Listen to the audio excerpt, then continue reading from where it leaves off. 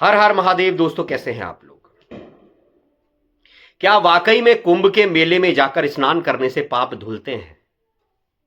अगर धुलते हैं तो फिर उन लोगों का क्या होगा जो कुंभ के मेले में पहुंच ही नहीं पाए? कारण बहुत सारे हो सकते हैं। हो सकता है किसी पे पैसे की व्यवस्था नहीं हो सकता है जो इतना योग्य ही नहीं हो जो वहां तक जा सके, हो सकता है किसी के पैर ही नहीं है जो बेचारा वहां तक जा सके। तो क्या केवल कुंभ के मेले में जाने वालों के ही पाप धुलेंगे? लेकिन जो बेचारे 2 वक्त की रोटी कमाने में लगे हुए हैं, मजबूर लोग, ऐसे लोगों का क्या होगा? क्या भगवान इनके पापों को क्षमा नहीं करेगा? आज अनेकों लोग कुंभ के मेले में पहुंच रहे हैं। सैकड़ों लोगों की भीड़ कुंभ के मेले में है कि हम लोगों के पाप यहां से धुल जाएंगे। कोई हेलीकॉप्टर से पहुंच रहा है, कोई बड़ी बड़ी गाड़ियों से पहुंच रहा है, कोई किसी साधन से पहुंच रहा है, कोई किसी साधन से पहुंच रहा है। लेकिन उसका क्या जिसके पास कोई साधन नहीं है? उसका क्या जो आज के युवा बेरोजगारी से गुजर रहे हैं? उनका क्या जो गरीब लोग 2 वक्त की रोटी भी नहीं कमा पा रहे हैं? क्या इन लोगों के पाप नहीं धुलेंगे? कबीर कहते थे दोस्तों, नहाए धोए क्या हुआ जो मन मैल न जाए, और मीन सदा जल में रहे धोए बास ना जाए। कबीर कहते हैं कि नहाने धोने से क्या हुआ जो तुमने अपना मन ही पवित्र नहीं किया। मछली हमेशा जल में रहती है, लेकिन उसे कितना ही धो लो उसके अंदर से बदबू नहीं जाती।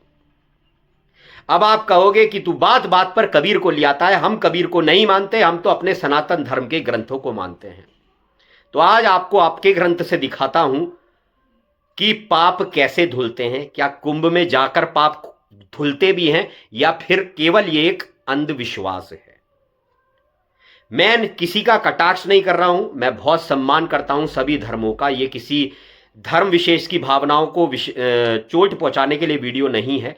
लेकिन असल में हमारे धर्मशास्त्र पाप धोने की क्या विधि बताते हैं, ये मैं आप सब लोगों के साथ शेयर करना चाहता हूं। तो सबसे पहले मैं आपके साथ शेयर करना चाहता हूं ये पेज, यह स्कंद पुराण पेज नंबर 726 जो आपकी स्क्रीन पर चल रहा है। आप सभी को पता होगा हमारी एक ही क्वालिटी है, ना तो हमने कभी किसी का कंटेंट कॉपी किया है और ना ही कभी जीवन में करेंगे। अपने धर्मशास्त्रों को लोगों तक पहुंचाने का प्रयास कर रहे हैं और करते रहेंगे। तो स्कंद पुराण पेज नंबर 726, ये पेज मैं आपके साथ शेयर कर रहा हूं। इसमें लिखा है, अगस्त जी ने कहा, शुभे सत्य तीर्थ है, यानी सत्य जो है वो तीर्थ है, क्षमा तीर्थ है, इंद्रियों को वश में रखना भी तीर्थ है, सब प्राणियों पर दया करना तीर्थ है, और सरलता भी तीर्थ है। दान, दम तथा संतोष ये भी तीर्थ कहे गए हैं। आज दुनिया तरह तरह के तीर्थों में घूमती फिर रही है, तब भी सुख शांति क्यों नहीं है? क्यों तीर्थों पर आपदाएं आती हैं? सोचने वाली बात है। और ये हमारे ग्रंथ कुछ बता रहे हैं, इसको बड़ी गौर से सुने। हालांकि गौर से लोग नहीं सुनेंगे, लेकिन फिर भी मेरा काम है बताना। कह रहे, दान, दम और संतोष भी तीर्थ कहे गए हैं। ब्रह्मचर्य का पालन उत्तम तीर्थ है। प्रिय वचन बोलना भी तीर्थ है। ज्ञान तीर्थ है और धैर्य तीर्थ है। तपस्या को भी तीर्थ कहा गया है। तीर्थों में सबसे बड़ा तीर्थ है। अब इन तीर्थों में सबसे बड़ा तीर्थ कौन सा है? अंतकरण की आत्यंतिक शुद्धि। इन सब में सबसे बड़ा तीर्थ कौन सा है? अपने अंतकरण को, अपने मन को शुद्ध करना। दोस्तों, कबीर किसी भी धर्म का कटाक्ष करके नहीं गए थे, वो तो धर्मों की सत्यता को लोगों को बताकर गए थे। अपने अंतकरण को शुद्ध करना, यह सबसे बड़ा तीर्थ है। अब कह रहे, पानी में शरीर को डुबो लेने से ही स्नान नहीं कहलाता। मल मल धोए शरीर को, धोए न मन का मैल, और गंगा नहाए गोमती नहाए, रहे बैल के बैल। कह रहे, पानी में शरीर को डुबो लेने से ही स्नान नहीं कहलाता। जिसने दम तीर्थ में स्नान किया है, मन और इंद्रियों को संयम में रखा है, उसी ने वास्तविक स्नान किया है। कह रहा है, जिसने अपनी इंद्रियों को वश में किया है, जो सबसे प्रिय वचन बोलता है, जो ब्रह्मचर्य का पालन करता है, जो सब प्राणियों पर दया करता है, जिसकी वाणी कठोर नहीं है, जो दया करना जानता है, जो सत्य बोलता है, सत्य का हमेशा पक्ष में रहता है। सही है? उसी ने वास्तविक स्नान किया है। वास्तविक स्नान किसने किया है? जो इन सब बातों पर चलता है। पानी में डुबकी लगाने से स्नान नहीं होता। कुछ लोग कहते हैं हमारे शास्त्रों में लिखा है कि गंगा में डुबकी लगाने से पुण्य पाप धुल जाते हैं। अरे वो ज्ञान रूपी गंगा है। जब ज्ञान रूपी गंगा में स्नान करता है आदमी तब उसके पाप धुलते हैं, क्योंकि जब ज्ञान रूपी गंगा में स्नान कर लेता है तो उसे भले बुरे का ज्ञान हो जाता है, सत्य असत्य का ज्ञान हो जाता है और तब उसके पाप धुलते हैं। ऐसे तो करोड़ों मर्डर करने वाले लोग, करोड़ों झूठ बोलने वाले लोग, पाखंडी लोग सब वहां पर जा रहे हैं, क्या सबके पाप धुल जाएंगे? कह रहे हैं जिसने मन की मैल धो डाली वही शुद्ध है। जिसने अपने मन के मैलों को धोया है वही शुद्ध माना गया है। शरीर के मैल को धोने वाला शुद्ध नहीं माना गया है। ये जो गंगा नदी और बाकी नदियों का पानी है, यह आपके शरीर के लिए लाभदायक है, क्योंकि जड़ी बूटियों से टकराकर पहाड़ों से पानी आता है, लेकिन इसे आत्म कल्याण का कोई संबंध नहीं है। आपके आत्मिक पापों का धुलने का कोई संबंध नहीं है। आगे कह रहे हैं जो लोभी, चुगलखोर, क्रूर, पाखंडी और विषयासक्त वह सब तीर्थ में स्नान करके भी पापी और मलिन ही रह जाता है। कह रहे हैं कौन? जो लोभी हैं, चुगलखोर हैं, क्रूर हैं, पाखंडी हैं, विषयासक्त हैं, ये सब तीर्थों में स्नान करके भी पापी और मलिन ही रह जाते हैं। अब ऐसे लोग कौन हैं ये मुझे बताने की जरूरत नहीं। केवल शरीर का मल त्याग करने से ही मनुष्य निर्मल नहीं होता। मानसिक मल का परित्याग करने ही वह भीतर से अत्यंत निर्मल होता है। जब तक ये गंदी सोच सही नहीं करोगे, शुद्ध नहीं करोगे, तब तक कोई स्नान नहीं माना जाता, कोई शुद्धिकरण नहीं माना जाता। जल में निवास करने वाले जीव जल में ही जन्म लेते हैं और मरते हैं, किंतु उनका मानसिक मल नहीं धुलता। जो मैंने आपको कबीर का दोहा बताया, नहाए धोए क्या हुआ जो मन मैल न जाए, मीन सदा जल में रहे धोए बास ना जाए। ऐसा एक जीव है जिसमें कभी सबसे ज्यादा बदबू आती है। कभी जहां मछली कटती हो वहां चले जाना, निकल नहीं पाओगे, इतनी बदबू आती है, और वो मछली हमेशा जल में रहती है। यहां भी कबीर का खंडन कर दो आप, आगे देख लेते हैं। इसलिए वे स्वर्ग को नहीं पाते। विषयों के प्रति अत्यंत रंग होना मानसिक मल कहलाता है। उन्हीं विषयों से वैराग होना निर्मलता कही गई है। यदि आपने भीतर का मन दूषित है तो मनुष्य तीर्थ स्थानों को शुद्ध नहीं होता। जैसे मदिरा से भरे हुए घड़े के ऊपर से जल द्वारा सैकड़ों बार धोया जाए तो भी वह पवित्र नहीं होता, उसी प्रकार दूषित अंतकरण वाला मनुष्य भी तीर्थ स्थान से शुद्ध नहीं होता। जो मेरे भाई वहां नहीं जा पाए वो अपना मन छोटा ना करे। ज्यादा खुलकर इस वीडियो में नहीं बोलूंगा वरना मेरे ऊपर एक्शन ले लिया जाएगा, क्योंकि जब सत्य और असत्य की लड़ाई खड़ी होती है तो सत्य अकेला खड़ा होता है और झूठ के पीछे मूर्खों का झुंड होता है। चलिए, ये तो मैंने आपके साथ स्कंद पुराण का पेज शेयर किया। अब महाकुंभ में भोलेनाथ की, भगवान शंकर की क्या भूमिका है ये मुझे बताने की जरूरत नहीं है।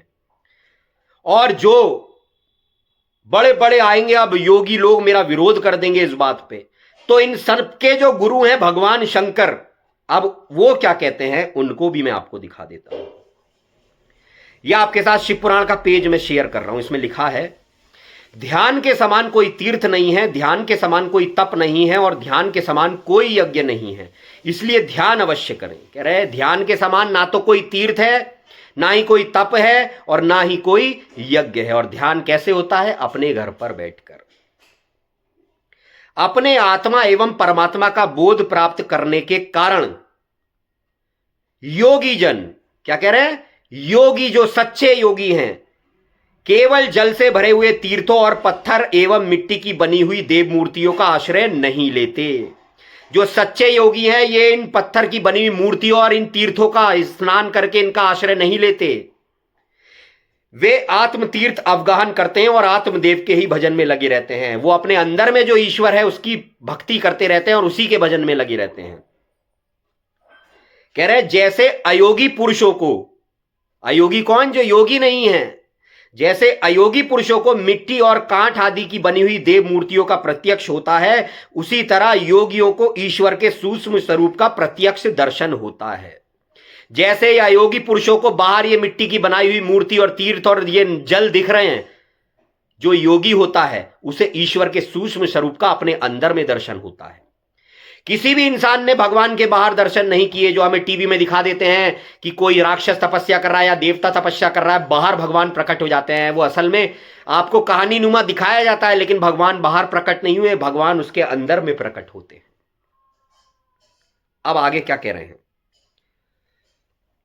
जैसे राजा को अपने अंतपुर में विचरने वाले स्वजन एवं परिजन प्रिय होते हैं और बाहर के लोग उतनी प्रिय नहीं होते, उसी प्रकार भगवान शंकर को अंतकरण में ध्यान लगाने वाले भक्त ही अधिक प्रिय हैं, बाहरी उपचारों का आश्रय लेने वाले कर्मकांडी नहीं।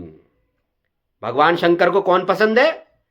कह रहे हैं जैसे राजा को अपने अंदर के लोग, प्रजा के अंदर के लोग ज्यादा प्रिय होते हैं, बाहर के लोग उतने प्रिय नहीं होते, इसी तरह भगवान शंकर को अपने अंदर में परमात्मा को ढूंढने वाले लोग ही पसंद हैं, बाहरी कर्मकांडों का आश्रय लेने वाले कर्मकांडी नहीं। ये मैं नहीं कह रहा भाई, शिव पुराण कह रहा है, तुम्हारा ग्रंथ कह रहा है। जैसे लोक में यह देखा गया है कि बाहर के लोग राजा के भव्य भवन में राजकीय पुरुषोचित फल का उपभोग नहीं कर पाते हैं, केवल अंतपुर के लोग उस फल को भागी होते हैं, उसी प्रकार यह ब्रह्मकर्मी पुरुष उस फल को नहीं पाते जो ध्यान योगियों से सुलभ पा लेते हैं।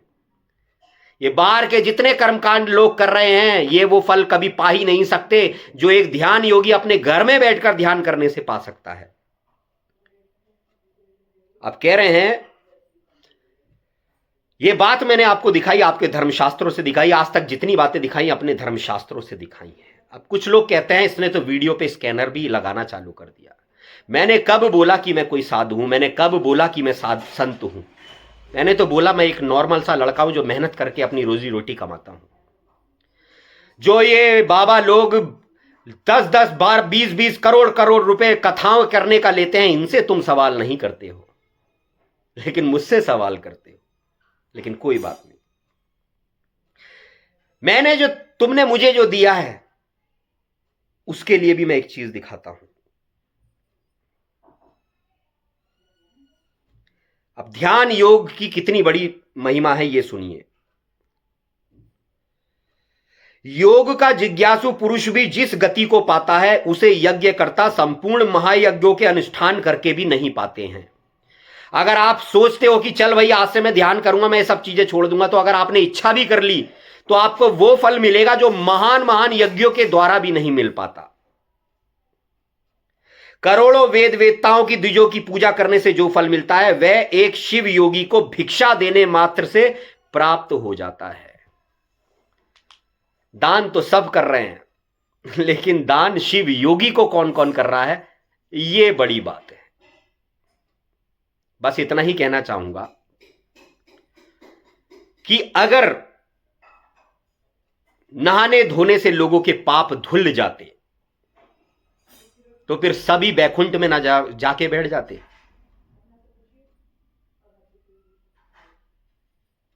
मेरा बस आपसे यह निवेदन है, जो लोग नहीं जा पाए वहां, वो अपना दिल छोटा ना करें, क्योंकि आप उससे बड़ी पदवी पर पहुंच चुके हैं।